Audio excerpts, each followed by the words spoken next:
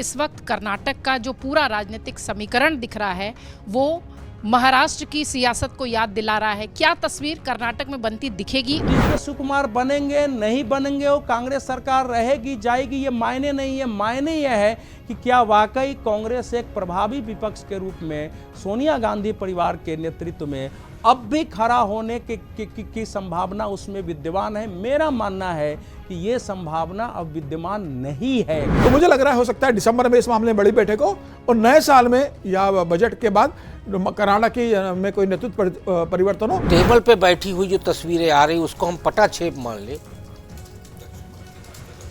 तो ये नहीं हो। जैसा कहा शिव कुमार भी जानते हैं, शिव कुमार और सिद्धारमैया, कि बाहर तो कोई और विकल्प है नहीं, तो अंदर झगड़ लो जितना चाहो, रहना यही है। तो मत और मनी, इन दोनों में टकराहट है। लीडर तो गांधी फैमिली ही रहेगी हमारी। सवाल ये स्ट्रेटजिस्ट जो है उनको बदलना पड़ेगा, क्योंकि स्ट्रेटजी कौन बनाता है। आज की तारीख में दिक्कत ये है राहुल गांधी की, वो कांग्रेस के सर्वमान्य नेता तो बन गए, लेकिन उनकी टीम में कौन पॉलिटिकल आदमी है बताइए? स्ट्रेटेजिस्ट कौन? उनके अगर टीम आप देखिए कौन ऐसा पॉलिटिकल से मेरा मतलब ऐसा स्ट्रेटजिस्ट कौन है जिससे खाते में सफलताएं दर्ज हों कि साहब उसकी रणनीति की वजह से हम ये स्टेट जीते, उसकी रणनीति की वजह से जीत जीते। कोई है? अपने पावर को बैलेंस करने के लिए उस वक्त एस्केप रूट ढूंढा। अब वो अगर आप सांप को मारे बिना आगे निकल गए तो पीछे से आके तो फन फैलाएगा ही ना। जहर निकाले बिना तो आप आगे नहीं बढ़ सकते उस सांप का। तो ये ऐसी मुसीबत है जिससे कांग्रेस को जल्दी ही छुटकारा मिलने वाला नहीं है। नमस्कार, स्वागत आप सभी का। आप देख रहे हैं खबरों के खिलाड़ी, मैं हूं आपके साथ प्रतीक्षा। कर्नाटक में राजनीतिक तपिश है, इसी पर आज हम चर्चा करेंगे और विस्तार देंगे कि क्या गहलोत और पायलट जैसी स्थिति फिर वहां दिखाई पड़ रही है, या फिर इस वक्त कर्नाटक का जो पूरा राजनीतिक समीकरण दिख रहा है वो महाराष्ट्र की सियासत को याद दिला रहा है। क्या तस्वीर कर्नाटक में बनती दिखेगी और क्या कुछ संभावनाएं या आशंकाएं वहां पर दिखाई दे सकती हैं? रामकृपाल सिंह जी हमारे साथ हैं, उनसे भी बातचीत करेंगे। विनोद अग्निहोत्री जी हमारे साथ हैं, अवधेश कुमार जी हैं, राकेश शुक्ल जी हमारे साथ हैं, समीर चौगांकर जी हैं, अमर उजाला डिजिटल के संपादक जयदीप कर्णिक जी भी हमारे साथ हैं। आज शुरुआत पीछे से। समीर सर, कर्नाटक पर मैं चाहूँगी कि बहुत सीधे सीधे छोटे छोटे सवालों से ही चीज़ें निकले। अशोक गहलोत, मैंने शुरुआत में भी कहा कि अशोक गहलोत और सचिन पायलट जैसी स्थिति राजस्थान में जैसे दिखाई पड़ रही थी, मुझे लगता है कर्नाटक में भी कहानी कुछ ऐसी है। क्या देख रहे हैं कर्नाटक? आज दोनों ने साथ में ब्रेकफास्ट किया, उसके बाद पत्रकार वार्ता को दोनों ने संबोधित किया, डीके शिवकुमार और सिद्धारमैया ने, और दोनों ने कहा कि भाई हम एकजुट हैं और भारतीय जनता पार्टी और जेडीएस डालने की कोशिश कर रही है, और संख्या बल में हमारे आसपास भी कोई टिकता नहीं, हमारे पास 140 है और उनके पास सिर्फ 60 है, तो इस तरह की कोशिश नहीं की जाए।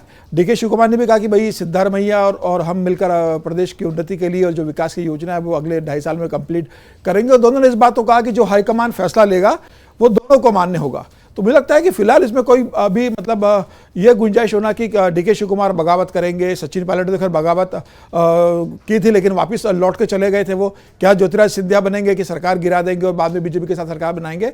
मुझे लग रहा है कि ये फिलहाल मामला लंबित हो गया है। जिस तरह के दोनों ने पत्रकार वार्ता ली है, हालांकि 2.5 साल का कमिटमेंट हुआ था, इसमें कोई दो राय नहीं। अभी बात खुलकर सामने आ गई है कि 2.5 साल बाद डीके शिवकुमार को देना था। अब वो 20 नवंबर का वो डेट हो चुकी है, तो क्या दिल्ली पर दोनों को बुलाया जाएगा? फिर सिद्धारमैया से बजट पेश करने के बाद क्या सिद्धारमैया को फिर, क्योंकि सिद्धारमैया ने कहा कि 17वां बजट में पेश करने जा रहा हूं, तो क्या बजट के बाद कोई सत्ता परिवर्तन होगा कि ये डीके शिवकुमार से कह दिया जाता है कि भाई अभी सिद्धारमैया को बने रहने दीजिए, आप संगठन में काम करते रहिए, प्रदेश अध्यक्ष आप, सरकार आएगी, अगली बार आप मुख्यमंत्री बनेंगे, क्योंकि सिद्धारमैया कह चुके कि उनका आखिरी टेन्योर है। और दोनों के साथ समीकरण इस तरीके से बैठे हुए कि भाई अभी जिस कास्ट कॉम्बिनेशन से आते हैं सिद्धारमैया, उसको मुख्यमंत्री से हटाना, और विधायकों का बड़ा वर्ग सिद्धारमैया के साथ है, तो क्या वो राहुल गांधी इस स्थिति में रहते कि उनको हटा पाते? वोकलिंगा से आने वाले डीके शिवकुमार आते हैं, लेकिन अब डीके शिवकुमार की समस्या ये भी है कि वो क्या भारतीय जनता पार्टी के साथ जाएंगे जिनका लिंगायत का वोट बैंक, वहां पर जेडीएस ऑलरेडी गठबंधन में, जो वोकलिंगा के बड़े नेता वहां पर घोड़ा साहब बैठे हुए, तो क्या ऐसी स्थिति में डीके शिवकुमार के लिए वहां स्पेस बन पाती? डीके शिवकुमार तो मुख्यमंत्री बनने के लिए लड़ रहे हैं, तो क्या भारतीय जनता पार्टी उनको मुख्यमंत्री बनाती? वहाँ की जो स्थानीय पॉलिटिक्स उसमें भी बहुत संभव नहीं था। तो मुझे लग रहा है सारे समीकरण डीके शिव कुमार ने देखे होंगे और भारतीय जनता पार्टी को भी लग रहा होगा, और भारतीय जनता पार्टी को सरकार बनाने से जाता ये रहता है कि भाई अब रायता खा नहीं सके तो रायता फैला तो सकते ही है। तो रायता अगर फैल जाता, सरकार गिर जाती, तो फिर देखते राष्ट्रपति शासन लगाते, फिर चुनाव होते या फिर दूसरी तरीके से सरकार बनती।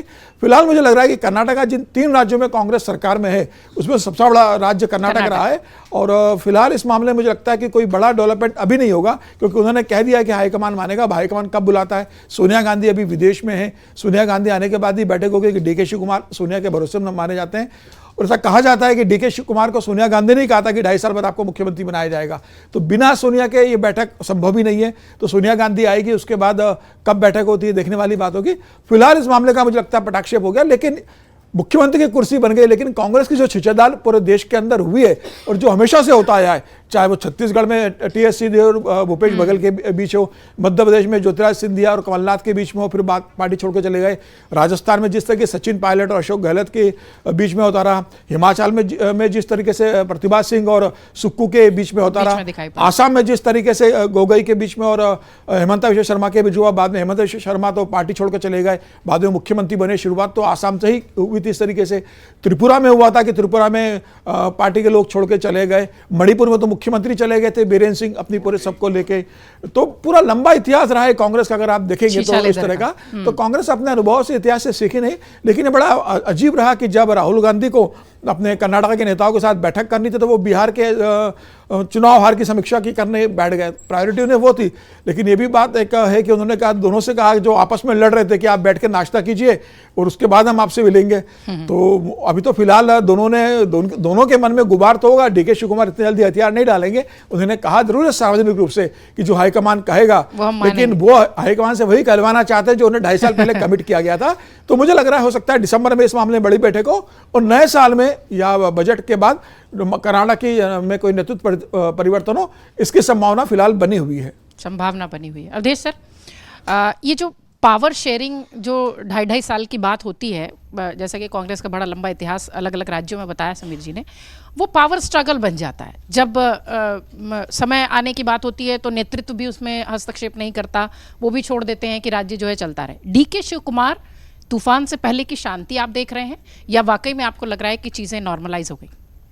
देखिए, कर्नाटक के इस प्रकरण का 3 पहलू है। एक तो कर्नाटक तक सीमित है। आपने कहा कि ये पावर शेयरिंग पावर स्ट्रगल बन जाता है। पावर स्ट्रगल से ही पावर शेयरिंग निकलती है। अगर स्ट्रगल नहीं हो तो शेयर की बात नहीं होगी। इसका दूसरा पहलू है कि क्या इसमें जो कांग्रेस के संपूर्ण विद्रूपताएँ हैं या उसके विखंडन या उसके पतन की जो प्रक्रिया है, उसका एक सतह पर आने वाला भौड़ा या असामान्य प्रदर्शन है। और तीसरा है कि क्या कांग्रेस देश की राजनीतिक या अन्य जो सामूहिक सोच भारत का बदला है उससे काफ़ी बाहर चली जा चुकी है। देखिए, कर्नाटक की घटना न डीके शिव कुमार की है न ये सिद्धारमैया की है। कांग्रेस में सोनिया गांधी परिवार की नेतृत्व जिसकी महिमा समाप्त हो चुकी है, जिसकी चुनाव जिताने की क्षमता बहुत पहले प्रमाणित हो चुकी है कि समाप्त है, जो अपनी ही सुरक्षा को लेकर के चिंतित है और उस प्रकार से राज्यों के फैसले कर रही हैं, उसकी परिणति है ये। जब नेतृत्व के पास क्षमता हो, महिमा हो, तो अपनी पार्टी में तो पावर शेयरिंग की बात नहीं करेगा। जब गठबंधन होता है तब तो हो सकता है। पावर शेयरिंग की बात ही थी कि आपके पास कोई चारा नहीं बचा था, क्योंकि इस करा करके ही आप अपने को भी सुरक्षित रखेंगे। और पावर शेयरिंग की बात करा के फिर उसको लागू करने में अक्षम हो जाना, ये बता रहा है कि कांग्रेस इस समय कहां पहुंच चुकी है। चूंकि ये इसमें भारतीय जनता पार्टी अभी तक कहीं नहीं थी। डीके शिव कुमार जी का ही कहना है कि ये तो 5-6 लोगों के बीच हमारा सीक्रेट डील हुआ था। मैं चूंकि इस समय का जो सिचुएशन है, डीके शिव कुमार को पता है कि हम विद्रोह करके हटते हैं तो सरकार गिर जाती है, उसमें हमारा कोई लाभ नहीं है। 135 सीट कांग्रेस का है, 65 बीजेपी का है, तो नई सरकार बनने की संभावना नहीं होगी, क्योंकि 135 में से 2/3 जितना कठिन है, तो अंगगणित में दूसरे सरकार बनने की संभावना नहीं है। तो इसलिए इस समय तात्कालिक रूप से कुछ हो गया हो। जो देखिए कांग्रेस पार्टी का अगर आप ध्यान रखेंगे तो सबसे निकट जो अशोक गहलोत साहब थे राजस्थान में, जरा याद करिए जब मल्लिकार्जुन खड़गे साहब वहां अध्यक्ष नहीं थे और वहां जब विद्रोह हुआ तो 3 लोगों की कमेटी मिल गई थी और अब गहलोत जी उनसे मिलने भी नहीं आए। उनके विरोध लोग आने लगे, त्याग पत्र देने लगे। खड़गे जी ने कहा कि फोन करके हो क्या रहा है। सोनिया गांधी उनको दिल्ली बुलाना चाहती थी, वो दिल्ली नहीं आए। बाद में रास्ता निकाला कि उनको अध्यक्ष बना दिया जाए, वो अध्यक्ष बनने के लिए तैयार नहीं हुए, वो मुख्यमंत्री बने रहे। और चुनाव में आप देखिए कि लंबे समय तक राहुल गांधी जी को उन्होंने सभा करने के लिए आने नहीं दिया राजस्थान में। क्या स्थिति पैदा हो गई थी। ये ऐसे अनेक उदाहरण है जिससे पता चलता है कि उस परिवार की, कांग्रेस के नेतृत्व की महिमा समाप्त है। उनकी कोई दूरदृष्टि नहीं है, समझ नहीं। और कांग्रेस पार्टी में जिनको उस परिवार के कारण थोड़ी बहुत अपनी सत्ता बची हुई दिखती है, वहां रह के वो उनके साथ है। और इसका परिणाम है कि 2014 में जो प्रधानमंत्री नरेंद्र मोदी के नेतृत्व में भारतीय जनता पार्टी की विजय थी और भारत की राजनीति ने पैराडाइम शिफ्ट लिया था, एक परिमाणात्मक परिवर्तन था। वो परिवर्तन किस रूप में था उसको कांग्रेस ने समझ रही है और उस धारा में राहुल गांधी ले चल चाहते हैं जिस धारा से भारत निकल के विद्रोह में, और वो इस समय जो है कांग्रेस भारतीय जनता पार्टी को बहुमत दे रही है। 2024 का चुनाव जो था वो आप देख रहे हैं कि उसके बाद के परिणाम क्या हुए हैं। महाराष्ट्र में, हरियाणा में जो परिणाम आए हैं, दिल्ली में जो परिणाम आए हैं, अभी बिहार में जो परिणाम है, वो बता रहे हैं कि 2024 एक बीच का एक किसी कारणवश हुआ एक ऐसी घटना थी जो अस्थायी नहीं हो सकती है। तो इसीलिए ये वहां क्या होगा, डीके शिवकुमार बनेंगे नहीं बनेंगे, वो कांग्रेस सरकार रहेगी जाएगी, ये मायने नहीं है। मायने यह है कि क्या वाकई कांग्रेस एक प्रभावी विपक्ष के रूप में सोनिया गांधी परिवार के नेतृत्व में अब भी खड़ा होने की संभावना उसमें विद्यमान है। मेरा मानना है कि ये संभावना अब विद्यमान नहीं है। कांग्रेस में कुछ दूसरे नेतृत्व और दूसरे उस प्रकार से या तो सामूहिक या ढूंढने पड़ेंगे। ये उपमान अब मैले हो गए हैं, देवता इन उपमानों से कर गए हैं कूच।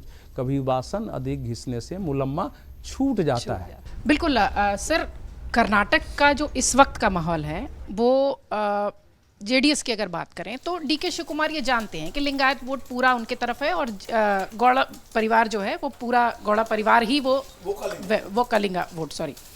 तो अब ये लिंगायत और वोकालिंगा की लड़ाई अगर देखें कर्नाटक में, यही हमने चुनाव जब हुआ था तब भी देखी थी। तो डीके शिवकुमार अभी ये बात ज़रूर कह रहे हैं कि हम जो है जो नेतृत्व कहेगा वो मानेंगे, लेकिन क्या वो अपने समर्थकों को, क्या वो अपने लोगों को समझाने में कामयाब हो पाएंगे या फिर वो ही कहानी फिर दिखाई पड़ेगी? देखिए, राजनीति में पूर्ण विराम नहीं होता, हमेशा अल्प विराम पे काम चलता है।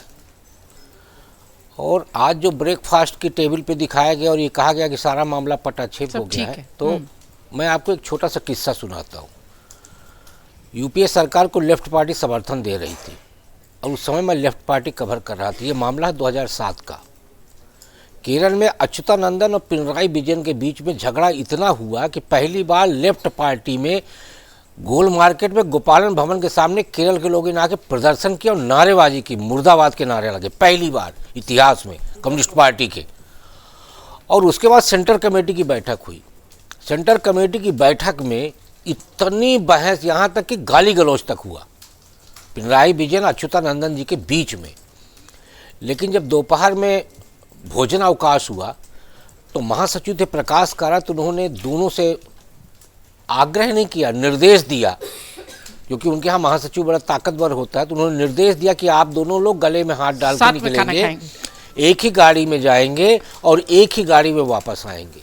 और हम लोग देखने वाले हैं कि अच्युतानंदन और पिनराई विजयन मुस्कुराते हुए गेट से बाहर निकले, एम्बेसडर में बैठे, केरल भवन में गए और केरल भवन में जाके भोजन करने के बाद 3:30 बजे फिर मुस्कुराते हुए आए।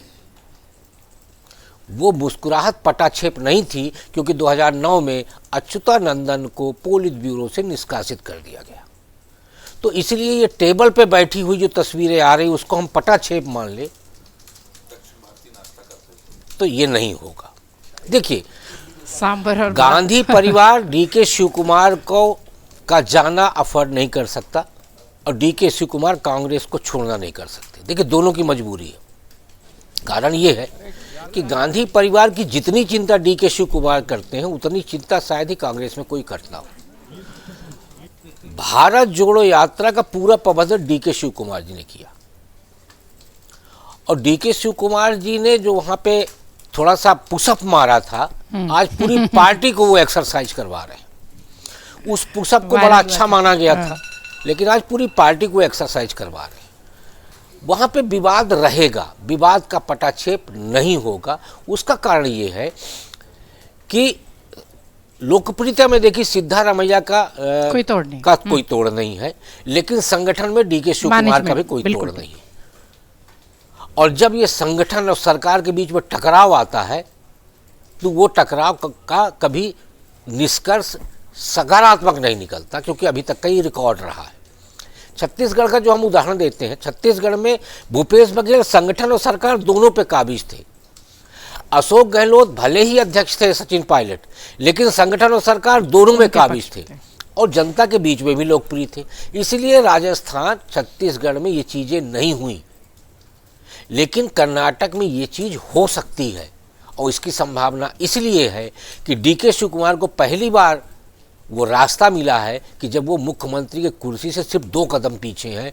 और आला कमान की जो बात की जा रही है, निर्णय इसलिए नहीं हो पा रहा क्योंकि कांग्रेस में इस समय पर 3 आला कमान है और तीनों आला कमान में सहमति नहीं है, इसलिए कर्नाटक का निर्णय नहीं हो पा रहा। और यदि आला कमानों के बीच में सहमति हो जाएगी तो अल्प विराम की जगह पे कर्नाटक विवाद पे पूर्ण विराम लग जाएगा। रामकृपाल सर, जिस तरीके से राकेश जी कह रहे थे, मुझे लगा कि जैसे वो शिंदे की बात कर रहे हो। ये कहानी महाराष्ट्र में, मैंने शुरुआत में भी इसलिए भी कहा कि कई बार वो ये कहानी महाराष्ट्र को भी याद दिलाती है। क्या आप देख रहे हैं कि डीके शिव कुमार जो है वो इतनी आसानी से ये सब कुछ ठीक है कहकर निकल जाने वाले नहीं है? देखिए, एक बात कही जाती है ना कि अगर इम्यूनिटी कम है शरीर में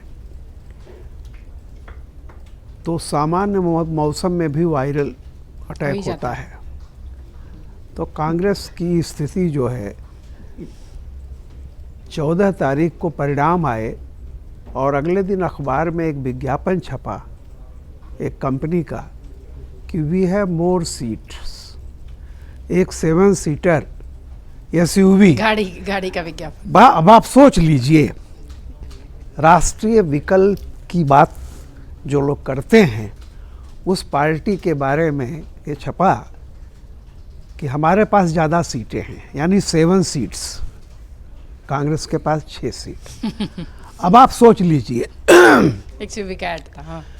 तो ये जो कुछ भी है ये सब पार्टियों में होता है। मैंने आपसे कहा ना, इम्यूनिटी का मतलब क्या है? सेंटर। यही फर्क है बीजेपी और कांग्रेस के संगठन में। जब संगठन एक तरह से बेचारगी है, संगठन में मतलब कुल मिलाकर के हाई कमान भी किसी तरह से पड़ा हुआ है कि हमारी मतलब अपना चल जाए। और जैसा कहा, शिव कुमार भी जानते हैं, शिव कुमार और सिद्धारमैया, कि बाहर तो कोई और विकल्प है नहीं, तो अंदर झगड़ लो जितना चाहो, रहना यही है। तो मत और मनी, इन दोनों में टकराहट है। एक के पास थोड़ा ज़्यादा मत है, एक के पास मनी है। अब ये जो क्रोसिन दे करके या कुछ एंटीबायोटिक अभी आएगी, अब उससे कितना चलेगा वो अलग बात है। बेसिक समस्या ये है, कल हार पर समीक्षा हुई है कांग्रेस की। मैं एक बात हमेशा से कहता, इतने हार के बाद 95, अगर आप अपनी कमी नहीं देखेंगे, वो गलतियां जो आपके चलते, जिन कारणों से आप हार रहे हैं, हमेशा एक बहाना ढूंढेंगे कि वोट चोरी और पैसा देके वोट खरीदा गया, यही 2 कारण हैं। तो ऐसी चीज़ में ऐसा नहीं है कि सिद्धारमैया और शिव कुमार इन चीज़ों को नहीं जानते। कांग्रेस, मुझे खुद इस बात का दुख है कि जो हालत हुई है कांग्रेस की, और आगे उसको मैं खुद कहता हूं कि राष्ट्रीय पार्टी आज भी कांग्रेस ही है, लेकिन कांग्रेस जिस रास्ते पर जा रही है, आप अगर खुद ही अपने को ख़त्म करना चाहते हैं तो कोई क्या करेगा। तो इसलिए कर्नाटक में 2.5 साल और चल जाए, चाहे सिद्धारमैया हो चाहे शिव कुमार हो, आप नेशनल पर्सपेक्टिव मूल- में देखिए, मूल। देखिए जनता बिहार के इलेक्शन में दो चीजें बताई हैं। जमीन पर जो काम दिखाई देगा, जो करेगा, वो चाहे क्षेत्रीय दल हो चाहे राष्ट्रीय दल हो, एंटी इनकम्बेंसी को वो मात दे सकता है, पहली चीज। दूसरी चीज SIR से जो हो रहा है कि अब हथकंडे अपना करके चुनाव नहीं जीते जा सकते। सीधे सीधी बात करो, थोड़ा बहुत फर्क पड़ जाएगा 5-10 इधर का, ये बहुत बड़ा है। और नकारात्मक राजनीति, मैं फिर वही कह रहा हूं कि कोई भी जनता के सामने अगर निगेटिव नैरेटिव आप लेके जाओगे, जनता आपकी तरफ ध्यान भी नहीं देगी। पॉजिटिव नैरेटिव, क्योंकि निगेटिव नैरेटिव बनाने के लिए आपको जमीनी सच्चाई को झुठलाना होगा। यानी ये कहना होगा मोदी ने कोई घर नहीं कोई दिया, काम नहीं दिया, हाँ। मोदी ने कोई पानी नहीं दिया और फलाना नहीं दिया, जो आप नहीं कर तो पाओगे। मेरा यह कहना है कि आप जो नहीं हुआ है उसको लेके आप कंट्रोवर्सी कर सकते हो, लेकिन जो हो चुका है उसको आप झुठलाइए मत। आज 8.2 आया है, IMF ने सीधे कह दिया कि जरा वो, हालांकि कहने के लिए आप उसको भी कह देंगे, ट्रंप ने कहा कि डेड इकोनॉमी है, आप तुरंत बोल गए डेड इकोनॉमी है। ये किस देश में आप रहते हो?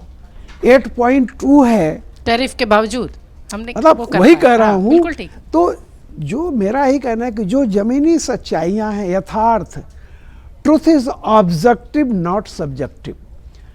सच राहुल गांधी का नहीं हो सकता, मोदी का नहीं हो सकता। सच घटना का होता है, वस्तु का होता है। धरती अगर गोल है तो ये सच धरती का है, न कि गैलीलियो या कोपरनिकस का। उन्होंने ठीक। पता जरूर किया। ठीक। अशोक गहलोत हों, सचिन पायलट हों, DK शिव कुमार हों या सिद्धारमैया हों, ये कहानी लगातार रिपीट हो रही है, तो इम्यूनिटी कैसे बूस्ट की जाए?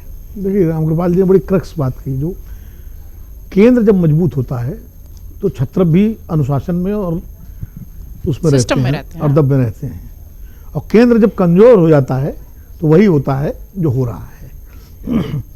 आप वो समय याद कीजिए जब 2004 से लेकर 2014 के बीच में भारतीय जनता पार्टी का केंद्र कमजोर हुआ, तो वहाँ भी झगड़े हो रहे थे, हैं, कल्याण सिंह इधर जा रहे थे, कोई इधर जा रहा था, तो हम मतलब वसुंधरा अलग। जब केंद्र मजबूत हो गया तो सब अब फॉल इन लाइन है। तो वही स्थिति कांग्रेस की है। कांग्रेस का केंद्रीय नेतृत्व तो इस वक्त, देखिए सारा खेल क्या है? सारा खेल है आप इलेक्शन जितवा सकते हैं कि नहीं जितवा सकते, आप वोट कैचर हैं कि नहीं है। अगर आप वोट कैचर हैं तो सब आपकी बात मानेंगे, अगर आप वोट कैचर नहीं है तो सब अपनी अपनी चलाएंगे, सीधी सी बात है। नरेंद्र मोदी चूंकि आज वोट कैचर है, 2024 में स्थिति थोड़ी सी बिगड़ी, लगा कि उनका जादू कम हो रहा है। अगर हरियाणा और महाराष्ट्र भारतीय जनता पार्टी हार जाती, लोकसभा की तरह नतीजे आते, तो आज स्थिति बिल्कुल उल्टी होती, वहाँ भी तमाम सवाल उठ रहे होते। लेकिन वो जीती, और महाराष्ट्र बहुत शानदार तरीके से जीती, और हरियाणा भी जीत गई तीसरी बार, और उसके बाद अब बिहार हो गया। तो वहाँ फिर स्थापित हो गया कि भाई only Narendra Modi is the vote catcher, तो भैया इन्हीं के साथ रहो। तो जो जहाज बढ़िया चल रहा है सब उसके साथ है। यहाँ समस्या क्या हुई कि राहुल गांधी ने 2018 में मध्य प्रदेश, छत्तीसगढ़ और राजस्थान, उनकी अध्यक्षता में चुनाव लड़ा गया, जीता गया, बड़ा माहौल बना कि भाई वाह। लेकिन 2019 बुरी तरह हार गए, उन्होंने इस्तीफा दे दिया। उसके बाद भारत जोड़ो यात्रा के बाद फिर माहौल बना, कर्नाटक जीते, तेलंगाना जीते, हालांकि छत्तीसगढ़, मध्य प्रदेश, राजस्थान हार गए, लेकिन चलिए 2 राज्य आप जीते थे और लोकसभा में आपका अच्छा प्रदर्शन था, तो फिर चीज़ें ठीक हो रही थी। लेकिन जैसे ही आप लगातार 3 राज्य हारे, महाराष्ट्र, हरियाणा और ये बिहार, पार्टी गठबंधन हारा, तो मामला फिर यही हो गया कि भाई अब तो सबसे बड़ी समस्या क्या है कि अभी मेरी बात हुई थी अपने पॉडकास्ट के लिए ही कांग्रेस के संदीप दीक्षित से, तो उन्होंने एक बड़ी अच्छी बात कही। उन्होंने कहा कि लीडर तो गांधी फैमिली ही रहेगी हमारी, सवाल ये स्ट्रेटजिस्ट जो है उनको बदलना पड़ेगा। क्योंकि स्ट्रेटजी कौन बनाता है? तो स्ट्रेटजिस्ट कौन है? स्ट्रेटजिस्ट है KC वेणुगोपाल, स्ट्रेटजिस्ट हैं और तमाम सारे लोग जिनको माना जाता है। तो स्ट्रेटजिस्ट आपका, अगर आज बीजेपी में अगर अमित शाह जैसा स्ट्रेटजिस्ट है, मोदी जी हर जगह थोड़ी फैसला करते हैं, मोदी तो लीडर हैं, उनको तो G20 भी देखना है, और उनको जो है कॉप्स भी देखना है, और भारत भी देखना है। टैंक ही है, उतना आदमी नहीं सोचता, वो तो लीडर है। लेकिन उस लीडर की करिश्मा का, उसकी लोकप्रियता का लाभ कैसे पार्टी को मिले, ये काम स्ट्रेटजिस्ट का होता है। और वो स्ट्रेटेजिस्ट अमित शाह हैं। जैसे एक जमाने में अमित पटेल होते थे, सोनिया गांधी के ज़माने में राहुल गांधी ने जो गुडविल बनाई, 3 चुनाव उनके अध्यक्षता में जीते गए, उसके बाद भारत जोड़ो यात्रा का उस गुडविल को नीचे तक एग्जीक्यूट करने वाले स्ट्रेटजिस्ट जो उन्होंने अपॉइंट किए हैं, इसके लिए जिम्मेदारी उन्हीं की है, क्योंकि वो स्ट्रेटजिस्ट उन्हीं के अपॉइंटेड है। वो अगर नहीं कर पा रहे हैं तो उनको बदलने की जरूरत है कि नहीं जरूरत है। आप लाख बिहार की समीक्षा कर लीजिए, आप राजस्थान, अच्छा समीक्षा क्या होगी, हरियाणा हारे, जांच की जिम्मेदारी किसको दी गई, अशोक गहलोत को, जो राजस्थान हार चुके थे, है ना। आप महाराष्ट्र हारे, जांच कीजिए, भूपेश बघेल जांच करें। सवाल यह है कि आप उन्हीं को दे रहे हैं, और जिन कारणों से राजस्थान और छत्तीसगढ़ हारी पार्टी, उन्हीं कारणों से दूसरे राज्य भी हारे हैं आप, लेकिन उन्हीं को आप जिम्मेदारी दे रहे हैं। तो ये तो सोचना चाहिए ना भाई, ऐसे लोगों को आप दीजिए जो कम से कम, अब एक एंटोनी कमेटी बनी थी, एंटोनी कमेटी की रिपोर्ट कहाँ चली गई। समस्या भी जयदीप जी कह रहे थे पिछले उसमें कि अपने कि भाई कांग्रेस पार्टी पुनरीक्षण करे, ये करे, बहुत अच्छा है, हम सबको अच्छा लगेगा अगर कोई देश का दूसरा राजनीतिक दल एक विपक्ष के रूप में करे, लेकिन कर पाएगी क्या। कांग्रेस की सबसे बड़ी समस्या ये है, पहली बात तो ये इतनी बड़ी राजनीतिक बचकानापन कि 2.5 साल, अभी सही कहा शुक्ला जी ने कि भाई जहाँ गठबंधन होता है वहाँ पावर शेयरिंग होती है, जैसे वो भी चलती नहीं है। वो सिर्फ कश्मीर में चली थी जब मुफ्ती और गुलाम नबी आज़ाद 3 साल के लिए बने थे मुख्यमंत्री, उसमें भी बाद में गुलाम नबी आज़ाद के 6 महीने पहले ही पीडीपी ने सपोर्ट विड्रॉ कर लिया। अपनी ही पार्टी में कैसे, मायावती का 6 महीने हुआ, अपनी पार्टी में फ्लॉप हो, मैं वही आ रहा हूँ, मैं सब उसी पे आ रहा हूँ। मायावती का 6 महीने का प्रयोग नहीं चला। ये 6 महीने जिसको पावर मिल जाती है वो पावर छोड़ता नहीं। आजकल एक सीरियल बड़ा अच्छा नेट उस पर आ रहा, सोनी लाइव पे, महारानी, उसमें जो है वो दोनों के बीच में यही होता है कि पहले कौन बनेगा मुख्यमंत्री, वो समझौता नहीं हो पाता है। वो कहते 2.5 साल का, उसमें 2.5 साल नहीं, मायावती के 6 महीने का हुआ था, वो 6 महीने का हुआ था ना। तो ये छत्तीसगढ़ में भी आपने यही किया कि 2.5 साल। अरे भाई ये होता है क्या, आप लीडर हैं, आप कहिए कि ये तो हाईकमान अगर आप हैं तो आपको तय करना है कि मुख्यमंत्री कौन बनेगा। आप मुख्यमंत्री 5 साल चलाइए और 5 साल के बाद ये स्थितियां पैदा करेगी, सरकार दोबारा आप रिपीट करके आए, और नहीं आएगी तो हम बदलेंगे। जैसे गुजरात में बदला मोदी जी ने, उत्तराखंड में बदला कि नहीं बदला, तो पूरी कहानी तो आपके अंदर वो होना चाहिए। अब समस्या क्या, कर्नाटक की अगर मैं बात करूं, कर्नाटक में समस्या क्या है, हमारे सारे मित्र लोग कह चुके हैं कि कर्नाटक में बहुमत, जनमत समर्थन सिद्धारमैया को है। विधायकों का भी समर्थन 90 से लेकर 100 विधायक जो है सिद्धारमैया के साथ है। हाँ। डीके शिवकुमार को जनता में समर्थन नहीं है और ना ही विधायकों को समर्थन है, लेकिन संगठन के मामले में, संसाधन के मामले में वो जबरदस्त लीडर हैं, इसमें कोई दो राय नहीं है। तो आपको ये दोनों एसेट हैं आपके लिए, सिद्धारमैया भी एसेट है और शिवकुमार भी एसेट है। इस एसेट को कैसे संभाल के रखा जाए और कैसे पार्टी के लिए प्रयोग, ये तो हाईकमान की जिम्मेदारी है। अब हाईकमान अगर बिल्कुल अपने को शुतुरमुर्ग की तरह बंद कर लेगा कि अच्छा देखो तुम लोग करो, आपस में निपट लो, ऐसे नहीं होता। नाश्ता कर लो जाके। नाश्ता डीके शिवकुमार आपने करवा दिया, बहुत अच्छी बात है। बेहतर होता कि नाश्ता आप अपने साथ बैठा कर करवाते। अब कहते हैं कि देखिए ये लड़ाई झगड़ा छोड़िए, नहीं तो हम 30 लोग बना देंगे, तुमको मिलेगा, तुमको मिलेगा, ये करना चाहिए था। लेकिन अब वही है कि रणनीतिकार जो हैं वो सोच ही नहीं जा सकते। आज की तारीख में दिक्कत ये है राहुल गांधी की, वो कांग्रेस के सर्वमान्य नेता तो बन गए, लेकिन उनकी टीम में कौन पॉलिटिकल आदमी है बताइए, स्ट्रेटेजिस्ट कौन? उनके अगर टीम आप देख ले, कौन ऐसा पॉलिटिकल से मेरा मतलब ऐसा स्ट्रेटेजिस्ट कौन है जिससे खाते में सफलताएं दर्ज हों कि साहब उसकी रणनीति की वजह से हम ये स्टेट जीते, उसकी रणनीति की वजह से ये जीते? कोई है? मुझे तो नहीं लगता कोई। और ऐसा कौन है जो शॉक ऑब्जर्वर का काम करे, जो सारा जो है अपने ऊपर ले? कौन करे? अहमद पटेल को लाख लोग आलोचना करते थे, लेकिन अहमद पटेल जब थे तो ऑन तो करते थे। लोग जाके उनके जो दुखी लोग होते थे उनके सामने जाके अपनी बात तो कह सकते थे। आज तो समस्या ये है कि केसी वेणुगोपाल नहीं मिलते लोगों से, राहुल गांधी को छोड़ दीजिए, आप मिलेंगे नहीं, आप बात नहीं सुनेंगे। और सबसे बड़ी बात ये है समस्या, वो जो अभी शुक्ला जी ने कहा कि सोनिया जी और प्रियंका जी, इनका भरोसा डीके शिवकुमार पे ज्यादा है, राहुल गांधी का भरोसा सिद्धारमैया पे ज्यादा। 2013 में जब 2005 में सिद्धारमैया कांग्रेस पार्टी में आए थे, 2013 में उनको मुख्यमंत्री राहुल गांधी के पहल पर बनाया गया था। इस बार भी राहुल गांधी की चॉइस थी, और राहुल गांधी का जो ओबीसी वाला नैरेटिव है उसके सबसे बड़े प्रतीक हैं वो, और देवरादर्श के बाद कर्नाटक के सबसे बड़े ओबीसी नेता हैं वो, और वो ओरिजिनल कांग्रेसी नहीं है। खतरा ये भी है कि कल को अगर आप उनके साथ उनको हटाते हैं तो अपनी रीजनल पार्टी बना करके अलग हो जाएंगे, कर लेंगे, या डैमेज तो कर ही देंगे। जैसे येदियुरप्पा ने बीजेपी को डैमेज किया था कर्नाटक में, कल्याण सिंह ने यूपी में डैमेज किया था, शंकर सिंह वाघेला ने डैमेज किया था, तो डैमेज तो कर सकते हैं वो। तो ये सब चीजें हैं, ये समझना पड़ेगा। और सबसे बात ये है कि मल्लिकार्जुन खुद खड़गे जो कांग्रेस अध्यक्ष है खुद कर्नाटक के वहां हैं। से आते हैं। तो मुझे लगता है खड़गे जी को ही पे ही छोड़ देना चाहिए कि भाई वही हल कर रहे हैं समस्या का, ज्यादा बेहतर ठीक है। होगा। डीके शिव कुमार मिले ही नहीं बेंगलुरु में। और रणदीप सुरजे, जैसे विनोद जी बोल रहे हैं, रणदीप सुरजेवाला जाके कभी निपटाएंगे डीके शिव कुमार सिद्धारमैया का। अब आप देखिए मध्य प्रदेश में विधानसभा का चुनाव हारे जीतू पटवारी, और लोकसभा चुनाव के पहले आपने उनको प्रदेश अध्यक्ष बना दिया। तो जो विनोद जी कह रहे सच्चाई है कि जितने फूके हुए कारतूस हैं आपके पास, वो सारे फूके कारतूसों को आप शोरूम में बना के रख रहे हैं। खड़गे जी ने खुद कह दिया कि हम हाईकमान से पूछेंगे, आला कमान से। नहीं बोले, आप बताइए, आप अध्यक्ष हो, कम से कम आपको ये तो नहीं कहना चाहिए कि आला कमान से पूछेंगे। ना वो बोल रहे हैं कि मैं और राहुल जी बैठेंगे और तब चर्चा होगी। नहीं कहते कि हम हाईकमान से पूछेंगे। हाँ, वैसे आज विनोद सर को देश में सुनना चाहिए था ना सर। जो बातें निकल कर आई, मैंने शुरुआत तो कर्नाटक से की थी, बट कहानी चली गई कांग्रेस पर। और पिछली बार भी आपने कहा था कि राहुल की तो कोई बात करनी ही नहीं चाहिए, बात तो संगठन और कांग्रेस की करनी चाहिए। आज सभी ने उस तरीके की बात कही। ये कर्नाटक या इसके पहले छत्तीसगढ़ या इसके पहले जो हिमाचल, वो एक एक करके उस तरीके के उदाहरण आ रहे हैं। उसके बावजूद भी नेतृत्व उसे सुलझा नहीं पा रहा है। तो क्या ये लगातार और बढ़ेगा ही? और कर्नाटक का संदर्भ ये कि ये जो दोनों ही उनके एसेट हैं, उनको बैलेंस कैसे कर पाएंगे? नेतृत्व सुलझा नहीं पा रहा, पर नेतृत्व किसका? नेतृत्व में भी तो बिखराव है ना। आज भारतीय जनता पार्टी में भी पावर सेंटर्स तो बहुत सारे हैं। मोदी अपने आप में पावर सेंटर है, अमित शाह पावर सेंटर है, संघ का अलग पावर सेंटर है, संघ की अलग चलती है और माननी भी पड़ती है। लेकिन उसको बैलेंस्ड, इतना शीर्ष पावर होने के बाद इतनी शक्ति। एक बात ठीक कही कि अगर सेंटर में जो राजनीति हो रही है वो कमज़ोर है, तो इम्यूनिटी कमज़ोर है, तो उसका असर दिखेगा कि बिना ठंड के भी वायरल हो जाएगा। लेकिन जब सत्ता आती है ना, तो उसको संभालना भी एक आर्ट है।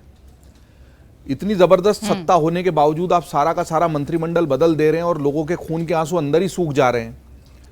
शिवराज मुख्यमंत्री नहीं बन रहे हैं पर रो नहीं पा रहे हैं, उधर वसुंधरा मुख्यमंत्री नहीं बन रही, भजनलाल बन रहे हैं पर रो नहीं पा रहे हैं, छत्तीसगढ़ में अचानक से विष्णुदेव साय। ये आसान नहीं होता है, बहुत पावर होने के बाद भी आसान नहीं होता है।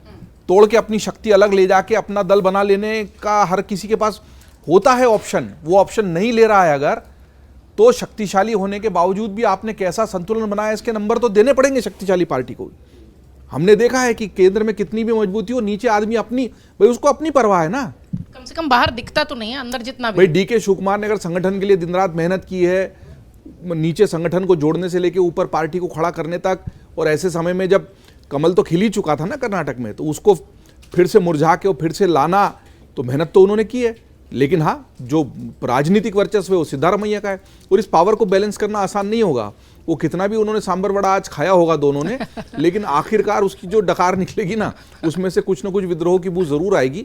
वो इसलिए आएगी क्योंकि वो डीके शिव कुमार को 2.5 साल का वादा किया गया था और वादा खिलाफी हुई है। वादा ही नहीं करना चाहिए था भाई, वादा करना ही गलत है, मैं इस बात से सहमत हूं। तो एक तरफ ऐसी पार्टी है जो पूरा मंत्रिमंडल बदल देती है, लोग नाराज होते हैं पर उफ भी नहीं कर पाते। एक तरफ ये है कि आपने 2.5 साल का वादा बिल्कुल ठीक करें शुक्ला जी, भाई गठबंधन हो तो कर दो, करना भी चाहिए। अपनी पार्टी में आपने पावर को बैलेंस करने के लिए उस वक्त एस्केप रूट ढूंढा। अब वो अगर आप सांप को मारे बिना आगे निकल गए तो पीछे से आके तो फन फैलाएगा ही ना, जहर निकाले बिना तो आप आगे नहीं बढ़ सकते उस सांप का। तो ये ऐसी मुसीबत है जिससे कांग्रेस को जल्दी ही छुटकारा मिलने वाला नहीं है। कांग्रेस के पास पहले से ही मुसीबतों की संख्या कम नहीं है, उसमें एक बड़ी मुसीबत जुड़ गई है। कुल जमा 3 राज्य हैं, उसमें से भी एक सबसे बड़ा जो राज्य है उसमें इस तरह के जो विद्रोह की खबरें आ रही हैं वो कांग्रेस के लिए परेशान करने वाली हैं। और कांग्रेस के जो नेता हैं उनको मजबूती दिखाकर इसका पटाक्षेप जल्दी ही करना चाहिए, नहीं तो ये विद्रोह जो है, ये विरोध जो है वो किसी भी दिशा में जा सकता है। जहाँ तक कांग्रेस के पूरे ओवरऑल नेतृत्व उसकी बात की, वो पहले तो तीनों ही गांधी मिलकर तय कर लेंगी चलेगी किसकी। उसके आगे की बात यह है कि वो बिल्कुल ठीक कह रहे थे संदीप दीक्षित जी की, गांधी परिवार आज की तारीख में भी ऐसा फेविकॉल है, ऐसा ग्लू है जिसको हटा देने से कांग्रेस बिखर जाएगी, ये तय है।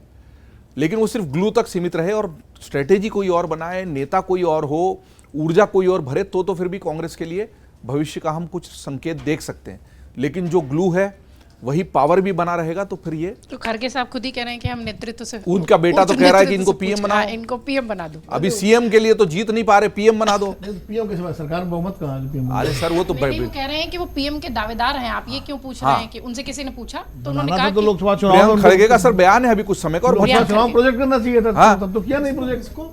प्रियंक खड़गे कह प्रियंक रहे हैं खड़गे कि ने मेरे कहा पिताजी कि जो आप है वो उनको पीएम सीएम के लिए कैंडिडेट क्यों पूछ रहे हैं, मल्लिकार्जुन खड़गे को तो पीएम के दावेदार हैं। हाँ हाँ नहीं, उसका कारण है, देखिए यदि मल्लिकार्जुन खड़गे को सीएम के रूप में प्रोजेक्ट किया जाएगा तो प्रियंक खड़गे फिर सीएम कैसे बनेगा? तो क्या है, पिताजी को इसलिए आगे खिसका रहे हैं कि जिससे मेरे नंबर तो लग जाए। तो यदि वो पिताजी को आगे नहीं खिसकाएंगे, जैसे ओम प्रकाश चौटाला देवीलाल जी को पीएम बनाया गया। हाँ लेकिन ये मामला वैसा है कि सूत न कपास और जुलाओं में लट्ठम लट्ठम लट्ठ। कर्नाटक में इस वक्त जो स्थिति दिखाई पड़ रही है, सुबह सुबह की तस्वीर तो ये बताने लगी कि हाँ शायद सब कुछ ठीक है, लेकिन ये तूफान से पहले की शांति है या वाकई में सब कुछ ठीक हो गया है? और अगर ठीक हो गया है तो ये कांग्रेस के लिए अच्छी बात है, और अगर ये तूफान से पहले की शांति है तो हमारे लिए चर्चा के लिए मुद्दे भी हैं और बीजेपी के लिए सवाल उठाने के मुद्दे भी हैं। बहुत शुक्रिया आप सबका खबरों खिलाड़ी देखने के लिए। आप तमाम मेहमानों का भी बहुत शुक्रिया।